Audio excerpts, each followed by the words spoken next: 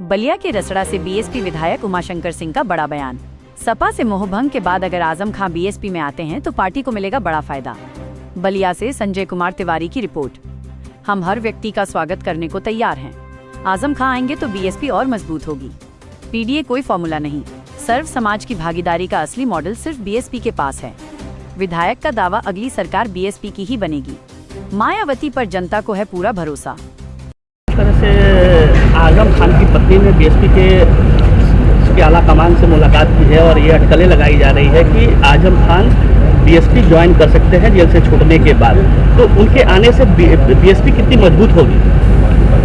देखिए, ये आप लोगों द्वारा ही मुझे जानकारी मिल रही है, क्योंकि मैं कल से ही अपने इस गांव में हूँ, कल से ही आया हूँ, तो मुझे ये जानकारी नहीं है। लेकिन देखिए, आज सब लोग, जो लोग भी उस तरह के हैं, सब लोग सोच रहे हैं, चाह रहे हैं कि बहुजन समाज पार्टी की सरकार बनाई जाए, इसलिए कि सर्व समाज का कल्याण। और जिस तरह से बहन मायावती जी ने अपने कार्यकालों में, 4 बार के कार्यकालों में जिस तरह से उन्होंने उत्तर प्रदेश को जिस तरह से एक स्वरूप दिया था, तब सबकी ये दिली इच्छा है, सब लोग चाह रहे हैं कि नहीं, बहुजन समाज पार्टी की सरकार बने। और मुझे लगता है कि अगली सरकार बहुजन समाज पार्टी की ही बनने वाली है। आजम खान आते हैं सर, तो आप उत्तर प्रदेश में, खासकर पश्चिमी उत्तर प्रदेश में काफ़ी मजबूत नहीं होंगे, आपको लगता है? नहीं, देखिए भाई, एक एक वोट से जुड़ता है तो मजबूत तो हर कोई होता है, मजबूत तो होना ही होना है। मान लीजिए भाई, आजकल चुनाव हम लोग लड़ते हैं, महत्व तो बहुत होता है। तो भैया आजम खान जिस तरह से, आपको नहीं लगता कि आजम खान के साथ समाजवादी पार्टी ने अनदेखी किया है? इसी का नतीजा है कि उन्होंने मायावती जी पर भरोसा जताया है और एक बार फिर जो है वो अब ये बात तो खुद अपने मुंह से वही बता पाएंगे, और वो मुंह से अपने बेहतर बता पाएंगे। मेरा कुछ उस पर कमेंट्स करना उचित नहीं होगा। अभी मान लीजिए, अभी अटकलें आप लोग लगा रहे हैं, जो क्या सच्चाई है, क्या है, अब तो चूँकि मुझे भी जानकारी नहीं है। अगर मेरी बात होती है ऊपर, तो फिर मैं तभी आपको बता पाऊंगा। आते हैं अगर तो उसका स्वागत करेंगे सर आप लोग? नहीं, कोई भी, हम तो एक एक कार्यकर्ता जो हम जोड़े हैं, हर व्यक्ति का स्वागत है। आए, हमारे यहाँ स्वागत है, हम तो हर एक व्यक्ति का स्वागत करने के लिए तैयार हैं। तो क्या पूरे उत्तर प्रदेश में मजबूत होंगे या सिर्फ पूर्वांचल में मजबूत होंगे उनके आने से सर, आजम खान के आने से?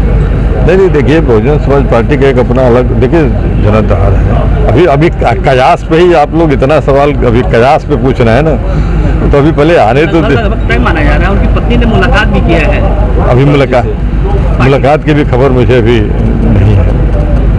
अभी चूँकि, इसलिए मैं बता तो रहा हूँ कि अब जान ही रहे हैं, गाँव पे तो आप ही लोग जब आते हैं तो कुछ खबरें मिल जाती हैं। नहीं तो यहाँ तो सुबह से लेके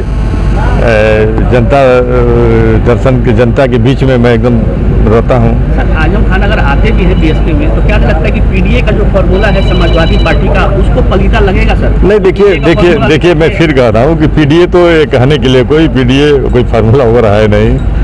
पीडीए भाई, देखिए, मैं बता रहा हूँ कि जिस तरह से सर्व समाज की हिस्सेदारी और भागीदारी जिस तरह से बहुजन समाज पार्टी में है, तो उसकी लोग नकल करने की कोशिश कर रहे हैं। लेकिन अभी बहुजन समाज पार्टी का नकल कर पाना बहुत दूर है।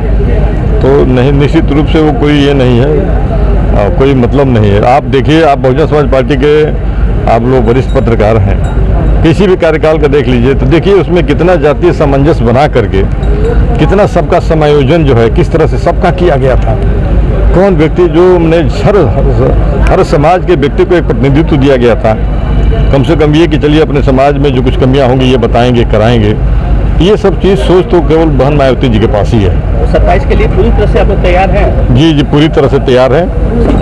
बस आप लोगों के सहयोग की उम्मीद करते हैं कि आप लोग, हमारे पत्रकार भाई भी हमारे सहयोग में रहेंगे, और क्योंकि हमारी जो सकारात्मक चीज़ें हैं उसको पब्लिक तक पहुंचाएंगे। एक सवाल आ रहा है कि आखिर आजम खान की पत्नी ने मायावती जी पर भरोसा क्यों जताया?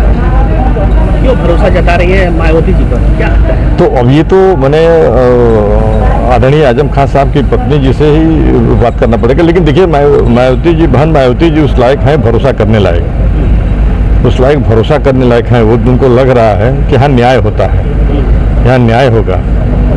आपने देखा है कि, और कोई विशेष तौर से आपने देखा होगा, जब बहुजन समाज पार्टी की सरकार थी उस समय एक जो माइनॉरिटी समाज से जो मैंने मंत्री थे नसीमुद्दीन सिद्दीकी जी, आपने देखा कितने 22 विभाग थे, कितनी इस तरह से। तो मैंने एक था कि भाई चलिए एक बड़ा एक मैंने वो है सबको जो है, तो वो सब चीज़ें सब लोग देख रहे हैं ना, सब लोग याद कर रहे हैं, तो निश्चित रूप से कुछ न कुछ उनको लगा होगा और वो बताएंगे खुद बेहतर। तो जब आप लोग कह रहे हैं कि मिली हैं तो आप लोगों के सामने आएंगे भी, बताएंगे भी जल्दी।